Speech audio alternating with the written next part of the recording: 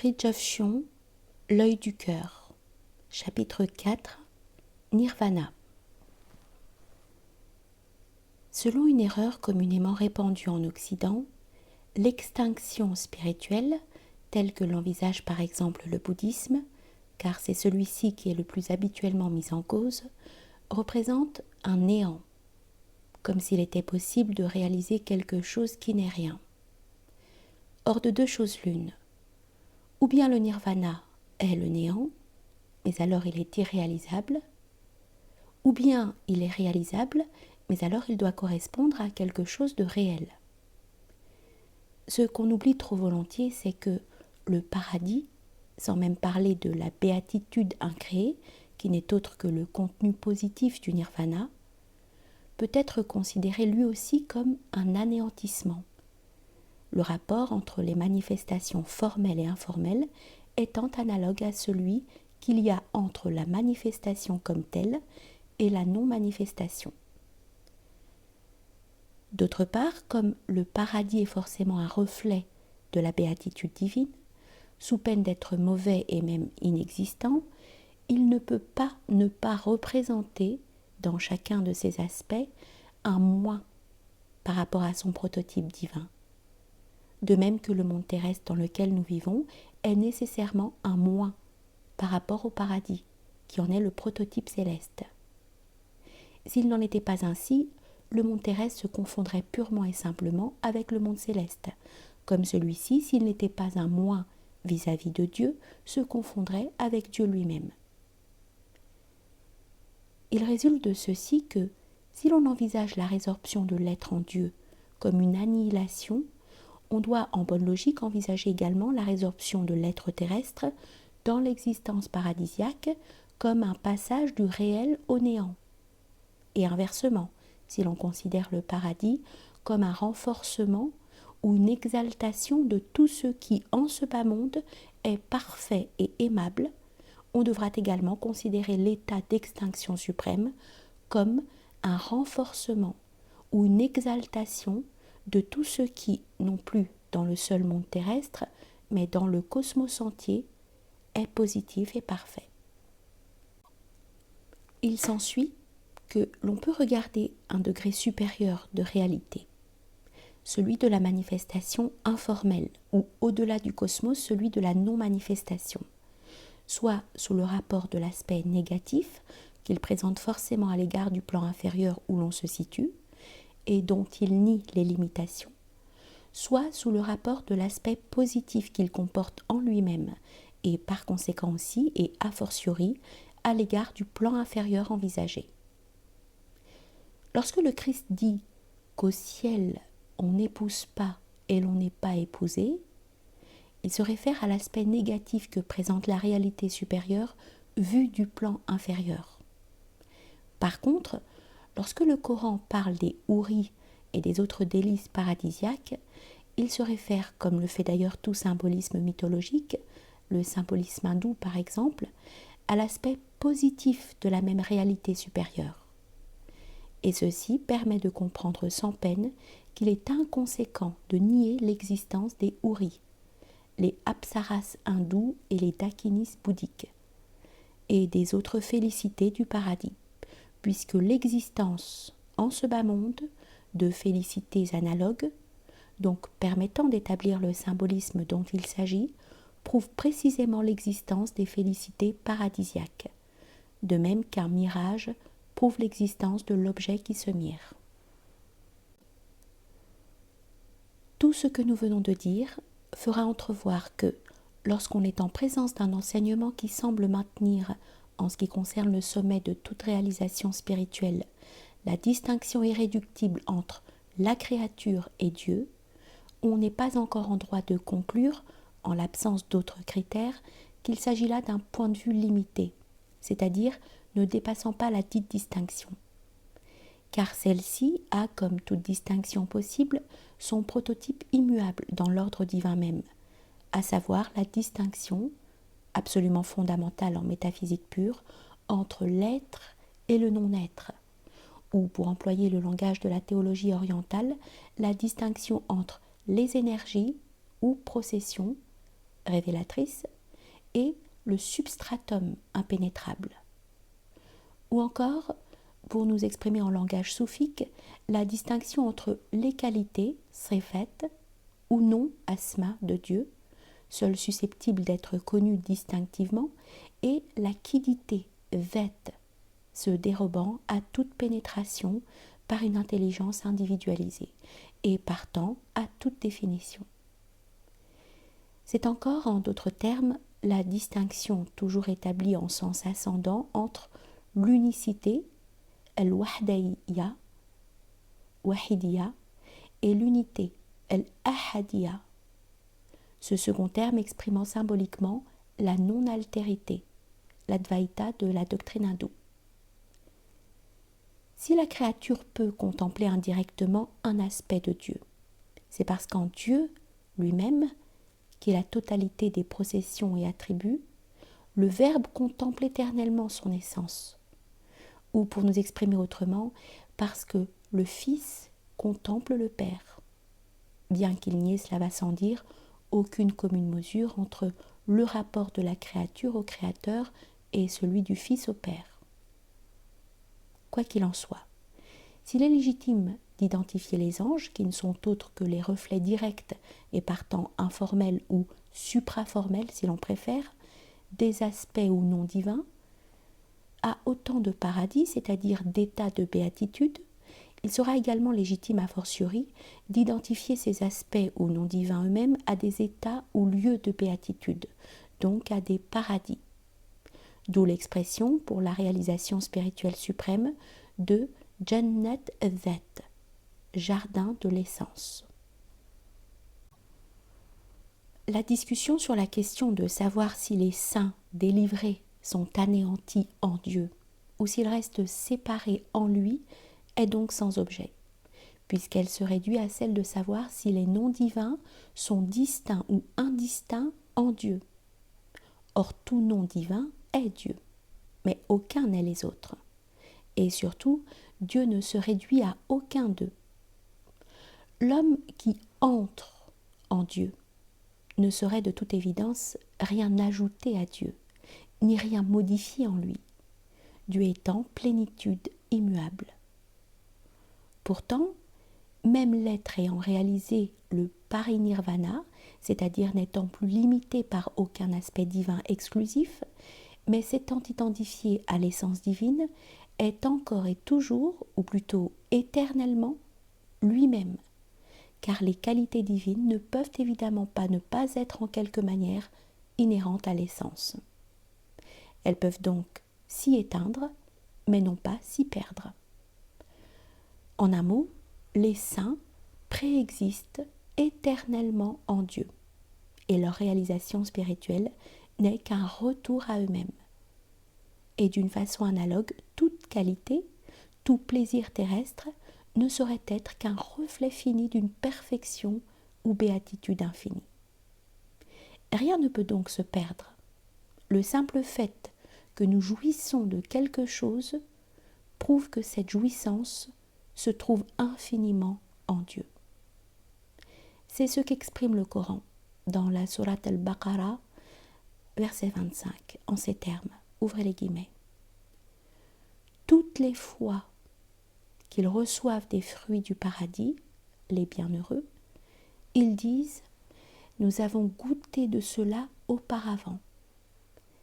C'est-à-dire, fermez les guillemets, c'est-à-dire nous prenons conscience de ce que nous avons goûté auprès de Dieu ou en Dieu de toute éternité. Selon une parole du prophète Mohammed, paix et bénédiction de Dieu sur lui, le monde est la prison du croyant et le paradis de l'infidèle. Et selon un autre, le paradis est peuplé d'ignorants. C'est dans un sens analogue que le soufi Mu'adh al-Razi a pu dire que le paradis du croyant est la prison du sage. Ce qui montre bien que si la délivrance métaphysique implique l'extinction fana de toute chose créée, il n'en résulte nullement que l'état de l'être éteint soit une sorte de néant. C'est exactement l'inverse qui est vrai. toute chose créée, paradisiaque ou terrestre, étant un néant au regard de la béatitude divine, ou disons de Dieu sans épithète. Après l'extinction, ou plutôt corrélativement avec elle, vient la permanence, baqa. C'est la réintégration du saint dans son prototype éternel, le nom divin et par là en Dieu. Ce terme de permanence montre que l'état de l'être intégré en Dieu, il faudrait dire plutôt du nom divin ou de Dieu en lui-même, car il est contradictoire, bien qu'inévitable, de parler d'un être en Dieu. Que l'état de l'être intégré en Dieu, disons-nous, est aussi positif que possible, c'est-à-dire qu'il est positif sans limite. C'est pour cela que le Christ a pu dire qu'il est la vie. Il y a entre deux degrés de la réalité non seulement analogie, mais aussi inversion, ainsi que nous l'avons vu. Si le paradis est une vie, parce que son prototype divin est vie, et si pour la même raison la terre comporte elle aussi un certain mode de vie, mode dont la vie céleste et à plus forte raison la vie divine est le prototype. L'inverse est vrai également. L'état terrestre comme le ciel dont il est une pâle lueur est aussi une mort. D'abord le premier par rapport au second et ensuite l'un comme l'autre par rapport à Dieu. Car si Dieu est le vivant, Al-Hayy, nul ne saurait l'être hormis lui. La question du nirvana, par le fait qu'il représente un passage du cosmos au divin ou de la manifestation au principe, soulève le problème de la continuité ou discontinuité entre le relatif et l'absolu. Le panthéisme, conception philosophique occidentale, admet la continuité, naturellement par en bas, en sorte qu'il se réduit en réalité à une sorte d'athéisme décorant le monde, ou plus précisément le monde matériel qui seul existe pour les panthéistes, du nom de Dieu. Quoi qu'il en soit, un panthéisme qui englobe une sorte de vague théisme existe également, soit chez des théologiens libéraux, soit chez des hindous occidentalisés qui déduisent du symbolisme de leurs écritures des simplifications grossières. Cette continuité supposée entre Dieu et le monde, ainsi qu'ils la conçoivent, ne correspond bien entendu à aucune réalité. S'il en était autrement, il ne pourrait y avoir aucune discontinuité dans le monde. Or, la discontinuité que l'on constate partout ne saurait être que le reflet de celle qui sépare la manifestation du principe, ou le monde de Dieu, et qui n'est abolie que par la réduction ontologique ou spirituelle du premier des termes au second, ou par le rayonnement surnaturel du principe dans l'ordre manifesté. En réalité, il y a simultanément discontinuité et continuité entre le relatif et l'absolu. C'est-à-dire, il y a continuité dans la discontinuité, et sous un autre rapport, discontinuité dans la continuité. Il va de soi que la discontinuité n'est concevable que du point de vue de l'illusion, le point de vue de toute créature comme telle, puisque dans la réalité, il n'y a rien qui puisse être discontinu par rapport à celle-ci. La discontinuité est donnée par conséquent par la manifestation elle-même et s'identifie en un certain sens à cette dernière. Quant à la continuité dans la discontinuité, elle n'est rien d'autre que la présence du principe dans la manifestation, selon les modes appropriés, car Brahma n'est point dans le monde, ce qui veut dire qu'il n'y est pas en tant que Brahma, mais en tant que reflet, soit Sattva, Buddhi, qui sont les manifestations existentielles et intellectuelles du Saint-Esprit, termes auxquels correspondent dans le soufisme ceux d'An-Nur et d'Al-Ruh, et leurs manifestations particulières telles que les avataras et les yogis sont les influences spirituelles, telles que la présence eucharistique par exemple.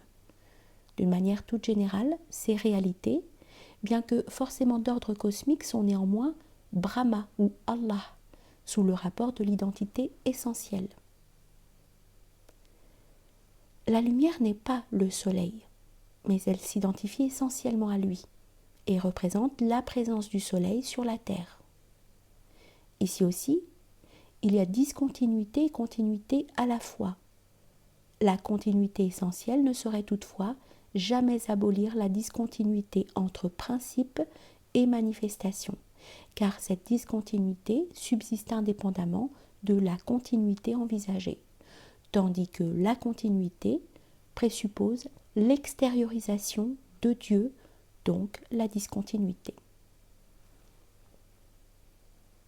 Le Soleil peut exister sans la Terre, mais la lumière ne peut exister sans le Soleil. La réalité est indépendante de l'illusion, mais le fait que celle-ci se trouve reliée intégralement à la réalité n'abolit en rien l'absolue transcendance de cette dernière. Dans l'absolu, dit Sri Ramakrishna, je ne suis pas et tu n'es pas, et Brahma, dans sa détermination personnelle, n'est pas, car il, l'absolu, est au-delà de toute parole et de toute pensée. Mais aussi longtemps qu'il existe encore quelque chose en dehors de moi-même, c'est-à-dire aussi longtemps que je me trouve sur le plan de la conscience individuelle, je dois adorer Brahma dans les limites de ma raison, comme quelque chose se trouvant en dehors de moi-même. Le fait que le spirituel ayant atteint le nirvana puisse retourner à sa modalité individuelle et même s'y maintenir parallèlement à son état d'identité suprême, prouve précisément que le nirvana, s'il est une extinction, n'est point un anéantissement, car rien de ce qui est ne peut cesser d'être. On entend parfois poser la question de savoir comment l'apparition sensible ou l'activité sur terre d'un être possédant la sainteté suprême, la Sainte Vierge par exemple, est compatible avec son état posthume, qui étant divin, est pourtant au-delà de toute détermination individuelle, et par conséquent au-delà de toute forme. À cela, il faut répondre d'abord que la sainteté est l'effacement dans un prototype universel. La Vierge, puisqu'elle est sainte, ne peut pas ne pas s'identifier à un modèle divin dont elle sera comme le reflet sur terre. Ce modèle divin est avant tout un aspect ou un nom de Dieu. Et l'on peut donc dire que la Vierge est dans sa réalité ou sa connaissance suprême cet aspect divin même. Mais cet aspect a forcément un premier reflet dans l'ordre cosmique ou créé. C'est l'esprit, le Métatron de la Kabbale, Ar-Ruh ou les anges suprêmes dans la doctrine islamique, et aussi la Trimurti hindoue, ou plus particulièrement, puisqu'il s'agit de la Vierge, l'aspect féminin et bénéfique de la Trimurti, donc Lakshmi, qui est au sommet de tous les mondes, l'empreinte immédiate de la bonté et beauté divine. De cette empreinte dérivent toutes les beautés et bontés créées, ou en d'autres termes, c'est à travers cette empreinte que Dieu communique au monde sa beauté et sa bonté. La Vierge Marie est donc dans ce qu'on peut appeler, en se référant à son existence humaine, son état posthume, créé et incréé à la fois, quelles que puissent être les limitations que la théologie exotérique doit s'imposer ici pour des raisons d'opportunité, et dont nous n'avons pas à tenir compte, puisque notre point de vue est ésotérique. Quoi qu'il en soit, quand bien même l'exotérisme ne peut, sans entrer dans des contradictions insolubles, reconnaître la réalité divine de Marie, et la reconnaît au moins implicitement, par exemple lorsqu'il définit la Vierge comme co-rédemptrice, mère de Dieu, épouse du Saint-Esprit, il lui est néanmoins possible, sans courir le risque de formulation malsonnante, de reconnaître que la Vierge est créée avant la création, ce qui revient à l'identifier à l'esprit universel, envisagé plus particulièrement dans sa fonction féminine, maternelle, bénéfique. Cette empreinte divine dans la manifestation supraformelle ou lumineuse comporte encore par répercussion cosmique une empreinte psychique, ou plutôt psychophysique, puisque le corporel peut toujours sortir et se résorber dans le psychisme, dont il n'est en dernière analyse qu'un mode. Et c'est cette empreinte psychique qui est Marie dans sa forme humaine. C'est pour cela que les prototypes universels, lorsqu'ils se manifestent dans la partie de l'humanité pour laquelle Marie a vécu sur Terre, ils le feront à travers la forme psychique, donc individuelle et humaine de la Vierge. Cette forme peut toujours se résorber dans ces prototypes, comme le corps peut se résorber dans l'âme et comme le prototype créé, l'esprit, dans sa fonction de miséricorde, peut se résorber dans le prototype incréé, qui est l'infinie beauté, béatitude et miséricorde de Dieu.